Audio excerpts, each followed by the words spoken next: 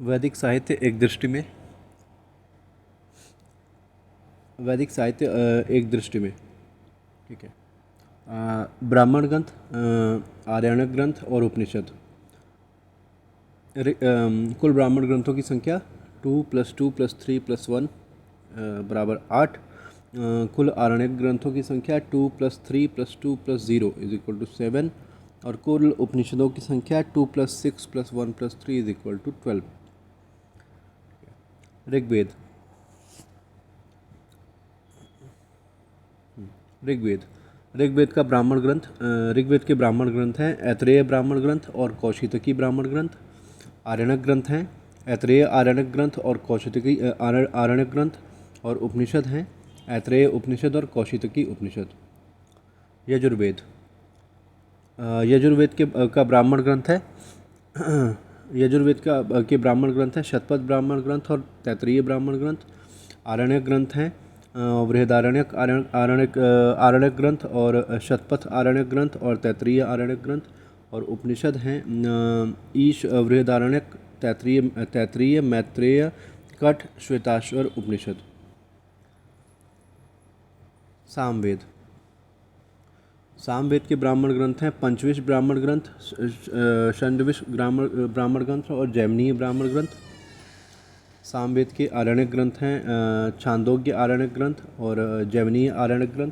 और सामवेद के उपनिषद हैं छांदोग्य उपनिषद।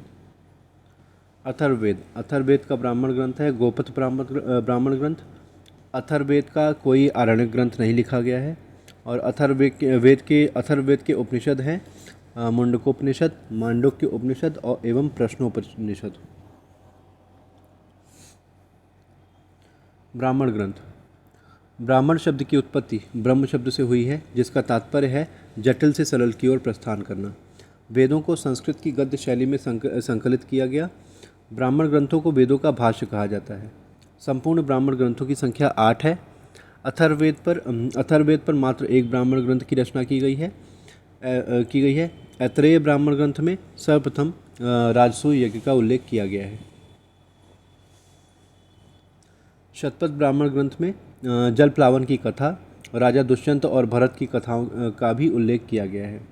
गोपथ ब्राह्मण ग्रंथ में त्रिदेव ब्रह्मा विष्णु महेश की संकल्पना की गई है। गोपथ ब्राह्मण ग्रंथ के 2 भाग हैं। गोपथ ब्राह्मण ग्रंथ के 2 भाग हैं, पूर्व गोपथ ब्राह्मण ग्रंथ और उत्तर गोपथ ब्राह्मण ग्रंथ। उत्तर गोपथ ब्राह्मण ग्रंथ में अश्वमेध यज्ञ का सर्वप्रथम उल्लेख किया गया है। आरण्यक ग्रंथ। जब आर्य अपने जीवन के अंतिम समयों में जंगलों में जाकर वेदों पर जब आर्यों ने अपने जीवन के अंतिम समय में जंगलों में जाकर वेदों पर जो कुछ लिखा उन्हें आरण्यक ग्रंथ कहा जाता है। संपूर्ण आरण्यक ग्रंथों की संख्या 7 है। अथर्ववेद के ऊपर कोई आरण्यक ग्रंथ नहीं लिखा गया है। आरण्यक ग्रंथों में 4 आश्रमों का उल्लेख किया गया है। 4 आश्रमों का उल्लेख किया गया है। ब्रह्मचर्य आश्रम जन्म से 25 वर्ष तक, गृहस्थ आश्रम 26 वर्ष से 50 वर्ष तक, वानप्रस्थ आश्रम 51 वर्ष से 75 वर्ष तक और संन्यास आश्रम 76 वर्ष से 100 वर्ष तक।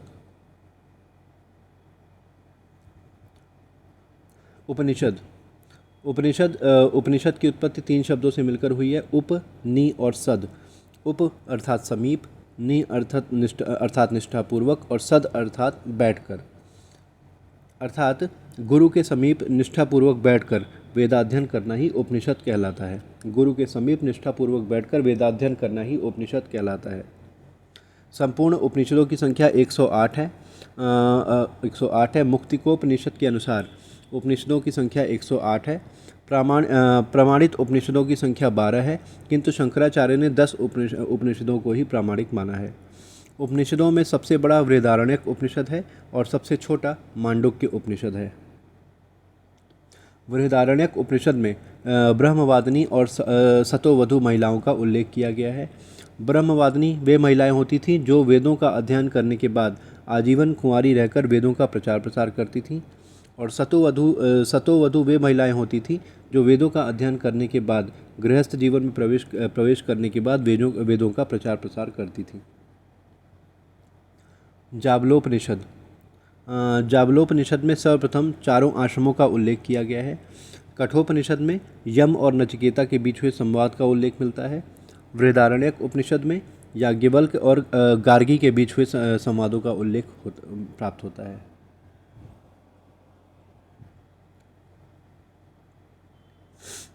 छांदोग्य उपनिषद में श्री कृष्ण के गुरु का नाम घोर अंगिरस ऋषि बताया गया है। मुंडोक उपनिषद में निम्नलिखित वचनों का उल्लेख किया गया है। कुल 5 वचन हैं। सत्यमेव जयते, अंधकार से प्रकाश की ओर चलो, असत्य से सत्य की ओर चलो, मृत्यु से अमरता की ओर ले चलो, और युद्ध की तुलना टूटी हुई या फूटी हुई नाव से की गई है। उपनिषदों का अध्ययन हिंदुओं के साथ साथ इस्लाम धर्म के लोगों ने भी किया। उपनिषदों का अध्ययन करने वाला प्रथम मुस्लिम दारा शिकोह था। उसने शाहजहां के शासनकाल में काशी के पंडितों के सहयोग से 52 उपनिषदों का फारसी में अनुवाद करवाकर उसका शीर्षक सिर अल असरार या सिर ए अकबर रखा।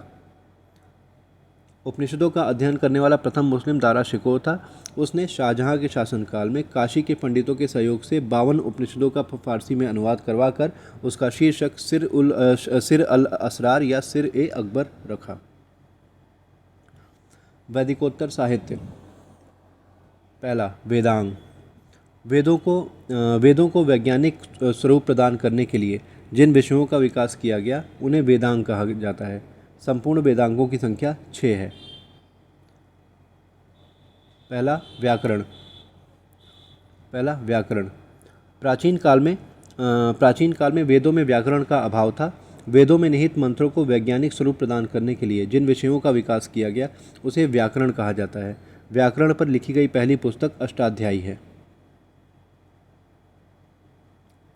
अष्टाध्यायी के रचनाकार पाणिनि हैं। इसकी भाषा संस्कृत है और लिपि ब्राह्मी है, और महर्षि पतंजलि ने अष्टाध्यायी के ऊपर टीका लिखी जिसे महाभाष्य कहा जाता है। बी, ज्योतिष। दूसरा, ज्योतिष। उत्तर वैदिक काल में ग्रह और नक्षत्रों को देखकर भविष्य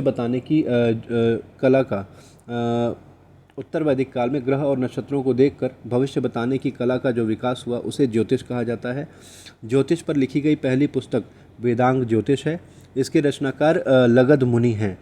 ज्योतिष का विकास गुप्त काल में हुआ क्योंकि आर्यभट्ट, वराहमिहिर और ब्रह्मगुप्त जैसे ज्योतिषाचार्य गुप्त काल में ही हुए। तीसरा, निरुक्त। वह विषय जो शब्दों की उत्पत्ति करे और उन शब्दों का विभिन्न भाषाओं में उनके अनुप्रयोग को निर्धारित करे, निरुक्त कहलाता है। शिक्षा। वेदों में निहित मंत्रों के शुद्ध उच्चारण हेतु जिस विषय का विकास किया गया उसे शिक्षा कहा जाता है। शिक्षा मानव के महत्वाकांक्षी योजनाओं का एक साधन है। छंद। वेदों में निहित लय और गति को समझने के लिए जिस विषय का विकास किया गया उसे छंद कहा जाता है। जगति, बृहति और तिष्टुप जैसे छंदों का प्रयोग किया गया। जगति, बृहति और तिष्टुप जैसे छंदों का प्रयोग किया गया।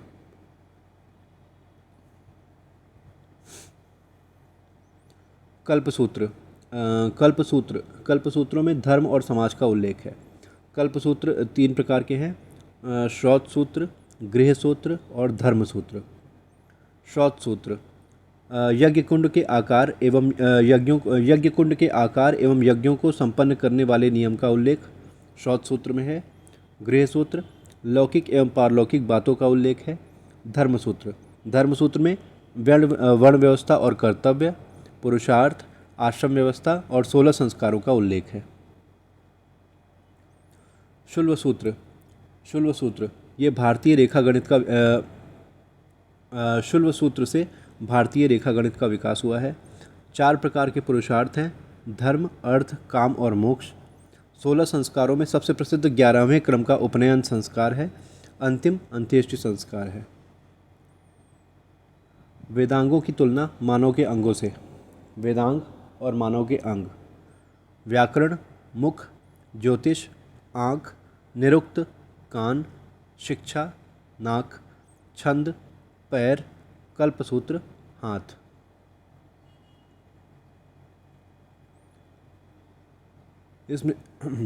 स्मृतियाँ। स्मृतियाँ प्राचीन काल में राज्य और समाज को चलाने के लिए जिन कानूनी ग्रंथों का विकास किया गया उन्हें स्मृतियाँ अथवा स्मृति ग्रंथ कहा जाता है। स्मृतियों का विकास धर्मशास्त्र से हुआ है।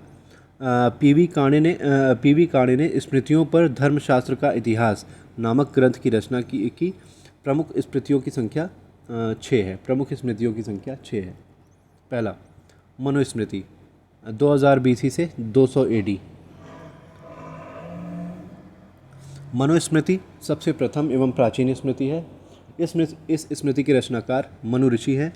इसके भाष्यकार कुल्लुक भट्ट, गोविंदराज, भारुचि और मेघातिथि थे। यह शुंगकालीन रचना है।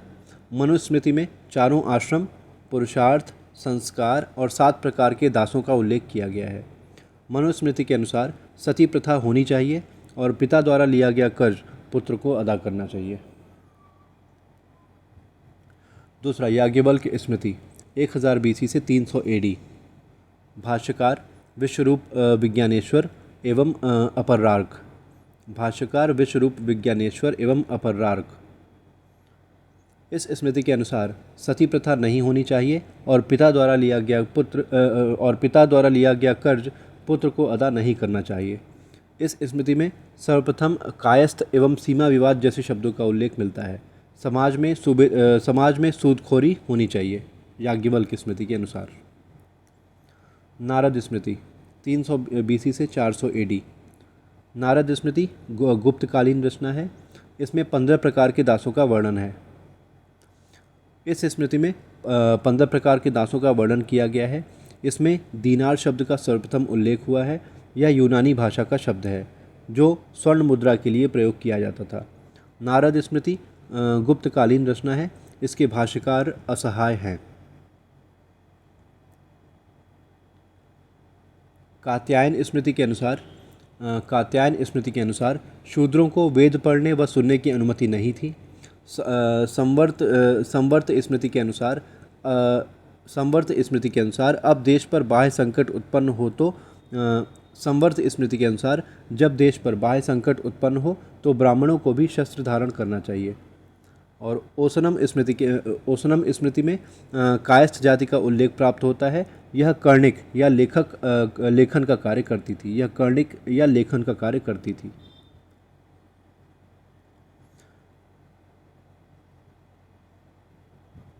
स्मृतियाँ और श्लोकों की संख्या। मनुस्मृति कुल श्लोक 2694 और कुल अध्याय 12। याज्ञवल्क्य स्मृति कुल श्लोक 1000। नारद स्मृति कुल श्लोक 1000। पराशर स्मृति कुल श्लोक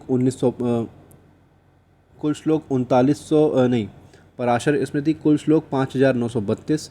बृहस्पति स्मृति कुल श्लोक 711 और कात्यायन स्मृति कुल श्लोक 1000। महाकाव्य 2 प्रमुख महाकाव्य हैं, रामायण या आदि काव्य और दूसरा महाभारत। रामायण या आदि काव्य। रचनाकाल 5वीं सदी ईसा पूर्व। रचनाकार महर्षि वाल्मीकि। भाषा संस्कृत। लिपि ब्राह्मी। श्लोक प्रारंभ में 6000 श्लोक थे, कालांतर में 12000 श्लोक हो गए हैं और संपूर्ण रामायण में कुल 24000 श्लोक हैं। महाभारत दुनिया का सबसे बड़ा महाकाव्य। रचनाकाल 400 ईसा पूर्व के लगभग। संकलनकर्ता वेद व्यास। कुरुक्षेत्र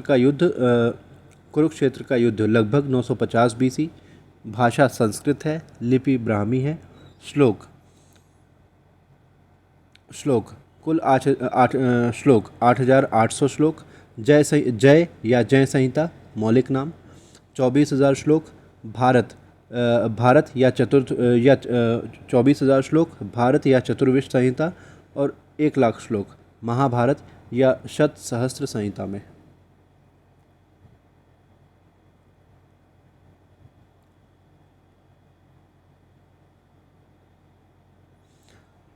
रामायण और महाभारत। रामायण में कौशल राज्य, राजधानी अयोध्या, इक्ष्वाकु वंशीय क्षत्रिय, शक, यवन एवं पहलव इत्यादि का उल्लेख है। रामायण में 7 कांड हैं। पहला बालकांड, दूसरा अयोध्या कांड, तीसरा अरण्य कांड, चौथा किष्किंधा कांड, पांचवा सुंदर कांड, छठवां युद्ध कांड और सातवां उत्तर कांड।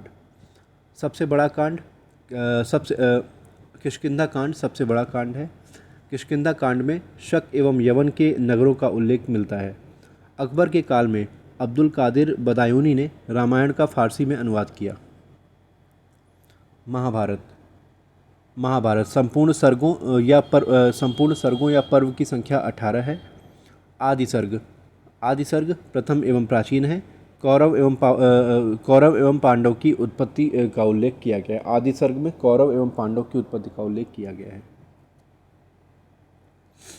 अन्य सर्ग या पर्व या सर्ग हैं सभा पर्व, वन पर्व, विराट सर्ग, उद्योग सर्ग, भीष्म सर्ग, द्रोणाचार्य सर्ग, कर्ण सर्ग, शल्य सर्ग, सौप्तिक सर्ग, स्त्री सर्ग, शांति सर्ग, अनुशासन सर्ग, आश्रमवासी सर्ग, मौसल सर्ग, महाप्रस्थानिक सर्ग और स्वर्गारोहण सर्ग।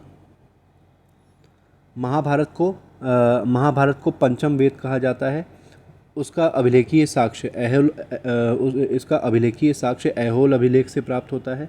अकबर के काल में अब्दुल कादिर बदायूनी ने महाभारत का फारसी में अनुवाद रज्मनामा नामक शीर्षक से किया।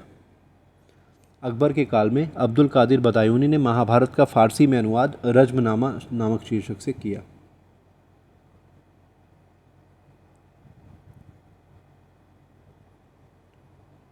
श्रीमद् भागवत गीता में दो सिद्धांतों का उल्लेख है। निष्काम कर्म योग का सिद्धांत और दूसरा पुनर्जन्म का सिद्धांत। प्रस्थानत्रयी उपनिषद भागवत गीता एवं ब्रह्म सूत्र को प्रस्थानत्रयी कहा जाता है। प्रस्थानत्रयी उपनिषद भागवत गीता एवं ब्रह्म सूत्र को प्रस्थानत्रयी कहा जाता है। श्रीमद् भागवत गीता भारत का पवित्र ग्रंथ है। इसमें कुल 18 अध्याय हैं। 6 अध्याय भक्ति से संबंधित हैं, 6 अध्याय ज्ञान से संबंधित हैं और 6 अध्याय कर्म से संबंधित हैं। 6 अध्याय हैं भक्ति, ज्ञान और कर्म से संबंधित। ठीक है। गीता में श्री कृष्ण ने अपने को वृष्णिवंशीय क्षत्रिय कहा है। इसमें वैष्णव धर्म अथवा भागवत धर्म का उल्लेख प्राप्त होता है। भाषा संस्कृत और लिपि ब्राह्मी है। भागवत गीता का उल्लेख महाभारत के 6वें क्रम के सर्ग भीष्म सर्ग में प्राप्त होता है। भागवत गीता का अंग्रेजी भाषा में सर्वप्रथम अनुवाद एशियाटिक सोसाइटी ऑफ बंगाल की ओर से 1884-85 ईस्वी में सर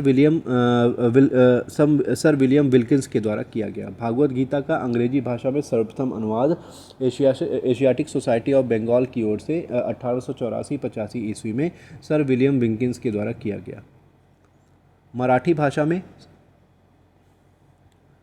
भाषा में संत ज्ञानेश्वर ने ज्ञानेश्वरी नामक शीर्षक से और बाल गंगाधर तिलक ने गीता रहस्य नामक शीर्षक से श्रीमद् भागवत गीता का अनुवाद किया। शंकराचार्य ने भागवत गीता पर गीता भाष्य नामक टीका लिखी। दारा शिकोह ने भागवत गीता का फारसी भाषा में अनुवाद किया।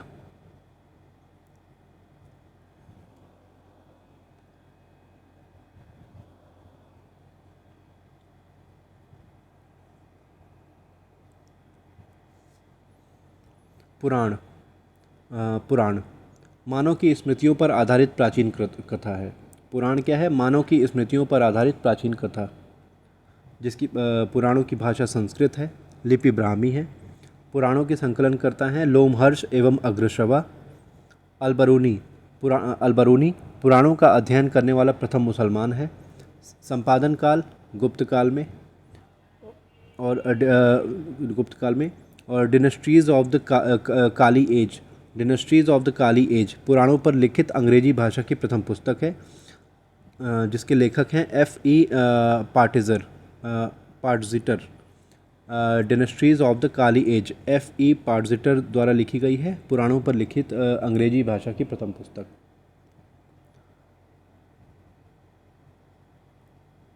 पुराण और संबंधित वंश। मत्स्य पुराण, आंध्र सातवाहन, विष्णु पुराण, मौर्य वंश, वायु पुराण, गुप्त वंश, भागवत पुराण, शुंग वंश, ब्रह्म पुराण। श्री कृष्ण के जीवन की लीलाओं का उल्लेख किया गया है। ब्रह्म पुराण में श्री कृष्ण के जीवन की लीलाओं का उल्लेख किया गया है। पद्म पुराण में ब्रह्मा का मंदिर, लक्ष्मी मंदिर, पुष्कर सरोवर और अजमेर नगर का उल्लेख किया गया है। नारद पुराण में नवधा भक्ति का उल्लेख किया गया है। नवधा भक्ति अर्थात अर्चन, वंदन, कीर्तन, श्रवण, पाद सेवन और सखा भाव, दास भाव, आत्मनिवेदन और नाम स्मरण। मार्कंडेय पुराण में वशिष्ठ, विश्वामित्र और राजा हरिश्चंद्र की कथाओं का उल्लेख किया गया है। अग्नि पुराण में अग्नि की वेदी, यजुर्वेद एवं विष्णु के अवतारों का उल्लेख किया गया है। भविष्य पुराण में सृष्टि की उत्पत्ति एवं कुषाण शासकों द्वारा भागवत धर्म अपनाए जाने का उल्लेख किया गया है। लिंग पुराण में शिव के 28 अवतारों का उल्लेख किया गया है। वराह पुराण में विष्णु के वराह या सुअर अवतार का उल्लेख किया गया है। वामन पुराण में विष्णु के बौने ब्राह्मण का अवतार लेकर राजा बलि के घमंड को तोड़ने का विवरण किया गया है। स्कंद पुराण जो कि सबसे बड़ा पुराण है, इसमें शिव पार्वती का विवाह, काशी के मंदिर और उत्कल देश उड़ीसा इत्यादि का उल्लेख किया गया है। ब्रह्मवर्त पुराण में श्री कृष्ण और राधा के चरित्रों का उल्लेख किया गया है। कुर्म पुराण में कुर्म अवतार का उल्लेख किया गया है। ब्रह्मांड पुराण में ब्रह्मा के अंगों से सृष्टि की उत्पत्ति, नागवंश एवं वाकाटक वंश का उल्लेख किया गया है। गरुड़ पुराण में आयुर्वेद, साधुवादिता इत्यादि का उल्लेख मिलता है। उप पुराणों की संख्या भी 18 है।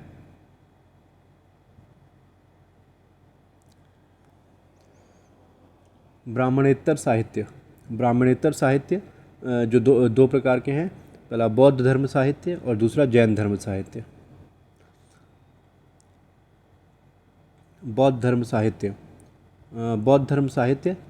जिन्हें त्रिपिटक कहा जाता है। भाषा प्रथम भाषा पाली थी और द्वितीय भाषा, बौद्ध धर्म साहित्य की प्रथम भाषा पाली है और द्वितीय भाषा संस्कृत है। उदाहरण सुत्त पिटक, विनय पिटक और अभिधम्म पिटक। जैन धर्म साहित्य जिन्हें आगम कहा जाता है। भाषा प्रथम भाषा अर्धमागधी और द्वितीय भाषा हैं प्राकृत, अभ्रंश और संस्कृत। उदाहरण जैन धर्म साहित्य के उदाहरण हैं 12 अंग, 12 उपांग, 10 प्रकीर्णन, 6 छोद सूत्र और 4 मूल सूत्र। लौकिक साहित्य राजाओं एवं महाराजाओं के शासनकाल में उनके दरबारी कवियों के द्वारा जिन साहित्यों का संकलन किया गया उन्हें लौकिक साहित्य कहा जाता है, जैसे अर्थशास्त्र, मालविकाग्निमित्रम, मुद्रा राक्षस, हर्षचरित और पृथ्वीराज रासो इत्यादि।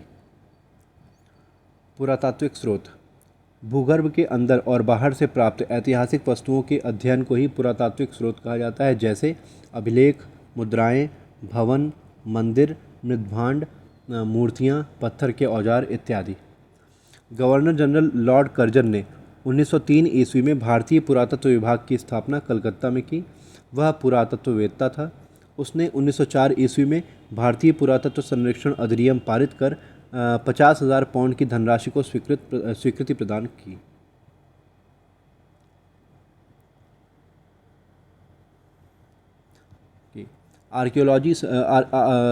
आर्कियोलॉजिकल सर्वे ऑफ इंडिया भारतीय पुरातत्व सर्वेक्षण विभाग की स्थापना 1861 ईस्वी में गवर्नर जनरल लॉर्ड कैनिंग ने किया। इस विभाग का प्रथम director general doctor Alexander Cunningham को बनाया गया। भारतीय पुरातत्व के अंतर्गत प्रागैतिहासिक शाखा का मुख्यालय नागपुर, महाराष्ट्र में स्थित है।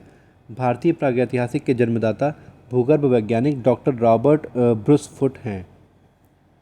भारतीय प्रागैतिहास के जन्मदाता भूगर्भ वैज्ञानिक डॉक्टर रॉबर्ट ब्रूस फुट हैं। राष्ट्रीय मानव संग्रहालय भोपाल, मध्य प्रदेश में स्थित है। इसका नाम बदलकर इंदिरा गांधी राष्ट्रीय मानव संग्रहालय कर दिया गया है। भारतीय पुरातत्व विभाग को भारत सरकार के अंतर्गत संस्कृति मंत्रालय के अधीन कर दिया गया है। अभिलेख। अभिलेखों के अध्ययन को एपिग्राफी कहा जाता है। अभिलेखों में सबसे प्राचीन बोगज कोई का अभिलेख है। यह 1400 ईसा पूर्व का उल्लेख है यह 1400 ईसा पूर्व का अभिलेख है। इस अभिलेख की खोज जर्मन विद्वान प्रोफेसर मैक्स मुलर ने की थी। भारत में संस्कृत भाषा में लिखा जाने वाला पहला अभिलेख जूनागढ़ अथवा गिरनार का अभिलेख है। यह शक शासक रुद्रदामन का अभिलेख है। भारत में संस्कृत भाषा में लिखा जाने वाला पहला अभिलेख जूनागढ़ अथवा गिरनार का अभिलेख है। यह शक शासक रुद्रदामन का अभिलेख है। मुद्राएं। भारत की प्राचीनतम मुद्राओं को आहत मुद्राएं या पंचमार्क मुद्राएं कहा जाता है। 5वीं एवं 6वीं सदी पूर्व में इन मुद्राओं का प्रचलन प्रारंभ हुआ और मौर्य काल तक ये मुद्राएं प्रचलित रहीं। आहत मुद्राओं की खोज धर्मदास कौशाम्बी ने किया। सभी धातुओं की बनाई जाती थी किंतु अधिकतर तांबे की बनाई जाती थी। आहत मुद्राएं सभी धातुओं की बनाई जाती थी किंतु अधिकतर तांबे की बनाई जाती थी। भारत में सर्वप्रथम यूनानियों ने सोने की मुद्रा का प्रचलन किया।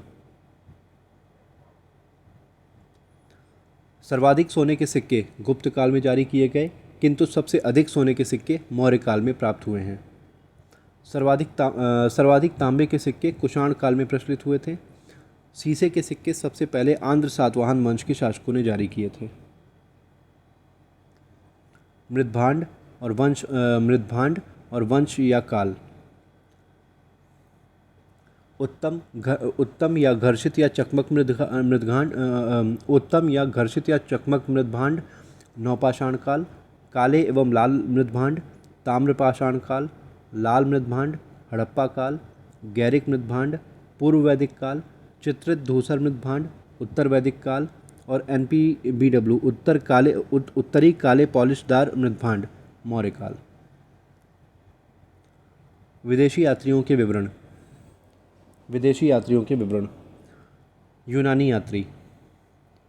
यूनानी यात्री हेरोडोट्स हिस्टोरिका। हेरोडोट्स न तो कभी भारत आए थे और न तो उन्हें भारतीय भाषा का ज्ञान था, किंतु उन्होंने भारत और फारस के बीच व्यापारिक संबंधों का उल्लेख किया है। मेगास्थनीज इंडिका। मेगास्थनीज भारत आने वाला प्रथम यूनानी राजदूत था। वह चंद्रगुप्त के पाटलिपुत्र दरबार में आया। उसने नगर प्रशासन पर इंडिका नामक ग्रंथ की रचना किया।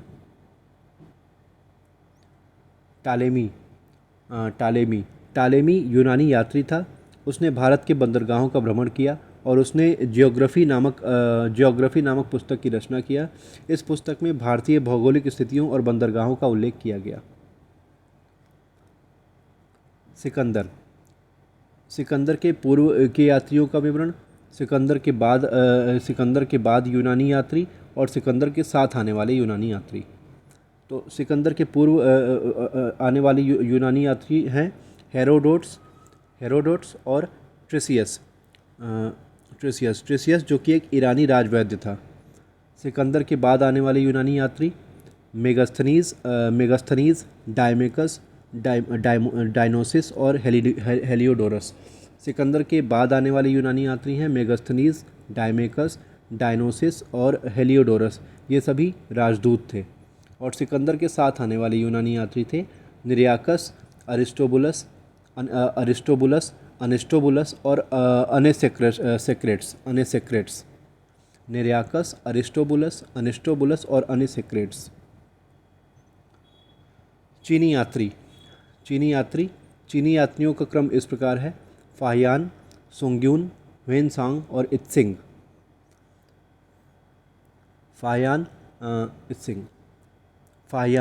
399 से 414 ईस्वी या चंद्रगुप्त द्वितीय के दरबार में आया था। सोंग्यून 518 से 6वीं सदी में। और ह्वेनसांग 629 BC से 43 AD ये हर्षवर्धन के दरबार में आया था। और ये तीनों फाहियान, सोंग्यून और ह्वेनसांग ये थल मार्ग या पुरुषपुर पेशावर के रास्ते भारत आए थे। और इत्सिंग 671 ईडी इत्सिंग 671 एडी 7वीं सदी। इत्सिंग जलमार्ग से 37 साथियों के साथ आया, 400 पिटकों को लेकर वापस गया।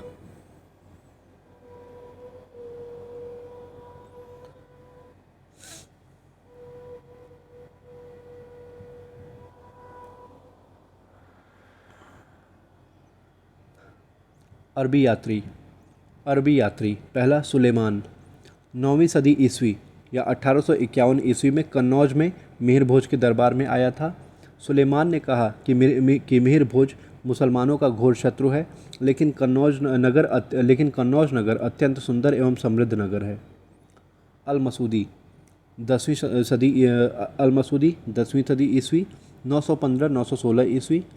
अल मसूदी ने गुर्जर प्रतिहार वंश को अल गुर्जर और शासकों को बौरा कहा। वह कन्नौज से बंगाल गया। बंगाल में पाल वंश का शासन था। उसने पाल वंश के शासकों को बौद्ध धर्मावलंबी कहा। फारसी यात्री।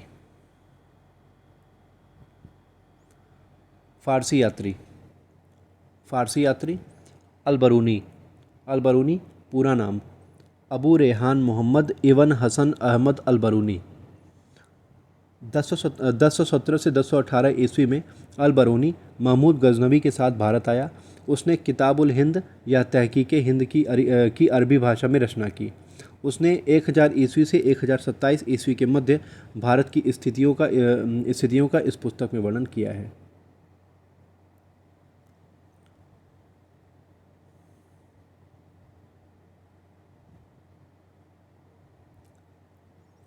पाषाण काल। पाषाण काल पाषाण काल को प्रागैतिहासिक काल के अंतर्गत रखा गया, क्योंकि इसके बाद का कोई पाषाण काल को प्रागैतिहासिक काल के अंतर्गत रखा गया क्योंकि इस काल का कोई लिखित साक्ष्य नहीं पाया गया। मानव का संपूर्ण जीवन पत्थर के औजारों पर आधारित था, इसलिए इस काल को पाषाण काल की संज्ञा दी गई। भूगर्भ वैज्ञानिकों के अनुसार पृथ्वी की उत्पत्ति लगभग 4.8 अरब वर्ष पूर्व हुई। पृथ्वी पर जीवन की उत्पत्ति लगभग 3.5 अरब वर्ष पूर्व हुई। सर्वप्रथम हिमयुग में शिवालिक पहाड़ियों में मानव की उत्पत्ति हुई। 3 करोड़ से 2.5 करोड़ ईसा पूर्व के मध्य अफ्रीका के उष्णकटिबंधीय जंगलों में बंदर, लंगूर और छछूंदर के साक्ष्य पाए गए, जिन्हें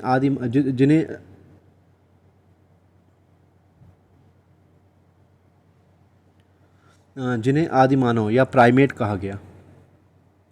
पृथ्वी पर मानव जाति बनी बनाई अवतरित नहीं हुई, बल्कि जीवों के द्वारा मानव का उद्विकास हुआ, जैसा कि चार्ल्स डार्विन ने 1859 ईस्वी में अपनी प्रकाशित पुस्तक ओरिजिन ऑफ स्पीशीज में मानव के उद्विकास का विस्तृत उल्लेख किया है।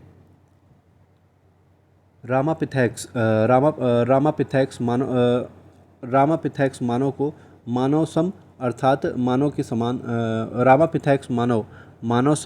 मानव के समान था, किंतु उसे मानव का आदि पूर्वज नहीं कहा जाता है। ऑस्ट्रेलोपिथेक्स मानव का आदि पूर्वज अर्थात मानव की प्राचीन शाखा कहा जाता है। इनका साक्ष्य मध्य अफ्रीका में पाया गया है। होमोसैपियंस मानव को आधुनिक मानव का पूर्वज कहा जाता है। होमोसैपियंस मानव का विकास 30,000 ईसा पूर्व के आसपास हुआ। भारतीय प्रागैतिहास डॉक्टर प्राइमरोज। भारतीय प्रागैतिहास को उद्घाटित करने का श्रेय अंग्रेजी अधिकारी डॉक्टर प्राइमरोज को दिया गया है। उन्होंने 1842 ईस्वी में कर्नाटक राज्य में रायचूर जिले में लिंगसुगुर नामक स्थल से तीर के फलक और पत्थर के बने हुए छुरे 2 पाषाण उपकरणों को प्राप्त किया। भारतीय प्रागैतिहास को उद्घाटित करने का श्रेय अंग्रेजी अधिकारी डॉक्टर प्राइमरोज को दिया जाता है। उन्होंने 1842 ईस्वी में कर्नाटक राज्य में रायचूर जिले में लिंगसुगुर नामक स्थल से तीर के फलक और पत्थर के बने हुए छुरे 2 पाषाण उपकरणों को प्राप्त किया। 1863 ईस्वी में जियोलॉजिकल सर्वे के भूगर्भ वैज्ञानिक डॉक्टर रॉबर्ट ब्रूसफुट ने पलवरम से पलवरम से हाथ की कुल्हाड़ी का साक्ष्य प्राप्त किया। 1935 ईस्वी में 1935 ईस्वी में डी टेरा एवं पीटरसन के नेतृत्व में कैम्ब्रिज अभियान दल में प्रागैतिहासिक क्षेत्रों का सर्वे किया, किंतु विश्व के प्रागैतिहासिक वेत्ताओं ने भारतीय पाषाण के अध्ययन की अनुमति नहीं दी। 1950 ईस्वी में स्टुअर्ट पिगट महोदय ने प्री हिस्टोरिक इंडिया का प्रकाशन किया। इस पुस्तक में क्रम से भारतीय प्रागैतिहास के साक्ष्यों और स्थलों को दर्शाया गया। उसके बाद विश्व के भौगोलिक वेत्ताओं ने भारतीय प्रागैतिहास का उत्खनन करवाकर अध्ययन करने की अनुमति दे दी। अध्ययन के पश्चात औजारों में और जलवायु में हुए परिवर्तनों के आधार पर भारतीय पाषाण काल को 3 भागों में विभाजित किया गया। पाषाण काल, स्टोन एज। पाषाण काल के 3 भाग हैं: पुरा पाषाण काल, पैलियोलिथिक एज, मध्य पाषाण काल, मेसोलिथिक एज और नव पाषाण काल, नियोलिथिक एज। पुरा पाषाण काल, पैलियोलिथिक एज 5 लाख से 10,000 BC, मध्य पाषाण काल, मेसोलिथिक एज 10,000 से 7,000 BC और नव पाषाण काल, नियोलिथिक एज 7,000 से 3,000 BC। पुरा पाषाण काल के भी 3 भाग हैं: निम्न एवं पूर्व पुरा पाषाण काल, मध्य पुरा पाषाण काल और उच्च पुरा पाषाण काल। निम्न एवं पूर्व पुरा पाषाण काल, लोअर पैलियोलिथिक एज 5 लाख से 1 लाख BC, मध्य पुरा पाषाण काल, मिडिल पैलियोलिथिक एज 1 लाख से 40,000 BC और उच्च पुरा पाषाण काल, अपर पैलियोलिथिक एज 40,000 से 10,000 BC।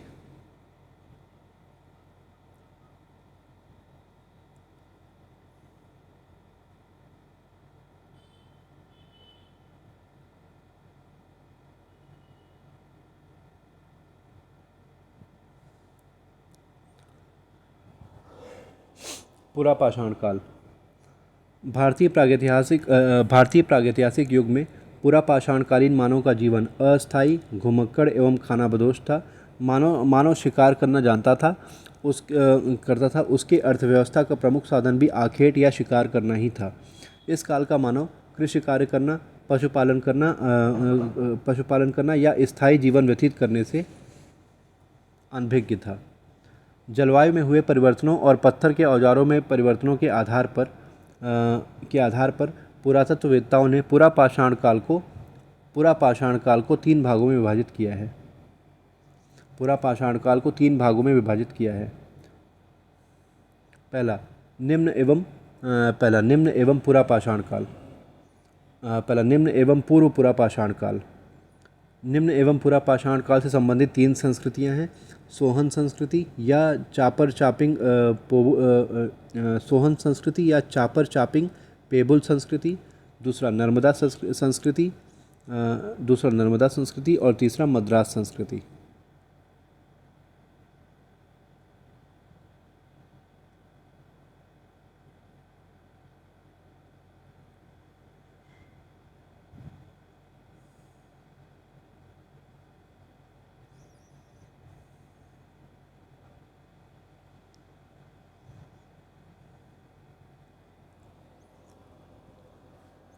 सोहन संस्कृति पाकिस्तान देश में पंजाब प्रांत के सोहन नदी घाटी से निम्नलिखित औजारों के साक्ष्य पाए गए: हैंड एक्स, हाथ की कुल्हाड़ी, विदारणी या गड़ासा, क्लीवर और चापर चापिंग एवं पेबुल। चापर एक धार वाला, चापिंग दोहरी धार वाला और पेबुल गोल मटोल औजार था। यह नदियों के पानी से रगड़ खाकर धारदार बन जाता था। भारत में सबसे प्राचीनतम हाथ की कुल्हाड़ी का साक्ष्य सोहन नदी घाटी से ही प्राप्त हुआ है। नर्मदा संस्कृति मध्य प्रदेश में नर्मदा नदी के घाटी के अंतर्गत हथनौरा नामक स्थान से 1982 ईस्वी में अरुण ढोलकिया ने मानव की खोपड़ी और हाथी के अवशेष, हड्डियों के अवशेष के साक्ष्य प्राप्त किए। भारत में यह खोजा गया मानव का सबसे प्राचीनतम साक्ष्य है। विश्व में सबसे प्राचीनतम हाथी की हड्डियों का साक्ष्य यहाँ से पाया गया। मद्रास संस्कृति। मद्रास संस्कृति के अंतर्गत पलवरम नामक स्थान से 1863 ईस्वी में जियोलॉजिकल सर्वे के भूगर्भ वैज्ञानिक डॉक्टर रॉबर्ट ब्रुसफुट ने हैंड एक्स हाथ की कुल्हाड़ी का साक्ष्य प्राप्त किया। उसी समय मद्रास के पास अतिरमपक्कम नामक स्थान से विलियम किंग ने हाथ की कुल्हाड़ी का साक्ष्य प्राप्त किया। मद्रास संस्कृति से सबसे अधिक हैंड एक्स अथवा हाथ की कुल्हाड़ी के साक्ष्य पाए गए हैं, इसलिए मद्रास संस्कृति को हैंड एक्स संस्कृति भी कहा जाता है। निम्न एवं पूर्व पुरापाषाणकालीन औजार क्वार्ट्ज़राइट नामक पत्थरों के बनाए गए, लेकिन कुछ औजार लाल बलुए पत्थर और चैल्सिडनी जैसे पत्थरों से भी बनाए गए थे। इस काल में मानव को आग का ज्ञान था, लेकिन वे आग के प्रयोग से परिचित नहीं थे। मध्य पुरापाषाण काल। जैसे जैसे जलवायु में परिवर्तन हुआ, वैसे वैसे पत्थर के औजारों में भी परिवर्तन हुआ। इस काल में जैस्पर, चर्ट एवं फ्लिंट जैसे पत्थरों से बेधनी, छेदनी, खुरचनी और फलक जैसे औजार बनाए गए। इन औजारों में बहुलता फलक जैसे औजारों की रही। फलक एक प्रकार का धारदार औजार था। फलकों की अधिकता के कारण HD संकालिया ने मध्य पुरापाषाण काल को फलक संस्कृति का काल कहा है। मध्य पुरापाषाण काल का विस्तार ईरान और इराक में था। इस काल के प्रमुख स्थल नेवासा, गोदावरी नदी घाटी और नर्मदा नदी घाटी के अंतर्गत पाए गए। इस काल के प्रमुख स्थल नेवासा, गोदावरी नदी घाटी और नर्मदा नदी घाटी के अंतर्गत पाए गए हैं। उच्च पुरापाषाण काल 40,000 से 10,000 BC। 30,000 ईसा पूर्व के आसपास होमो सैपियंस मानव का विकास हुआ। होमो सैपियंस मानव अर्थात बुद्धिमान मानव या ज्ञानी मानव। होमो सैपियंस मानव का अर्थ होता है बुद्धिमान मानव अर्थात बुद्धिमान मानव या ज्ञानी मानव। होमो सैपियंस मानव को आधुनिक मानव का पूर्वज कहा जाता है। इस काल का मानव हरा, लाल, पीले रंगों का प्रयोग करके भीमबेटका की गुफाओं में 500 से अधिक इस काल के मानव द्वारा हरा, लाल, पीले रंगों का प्रयोग करके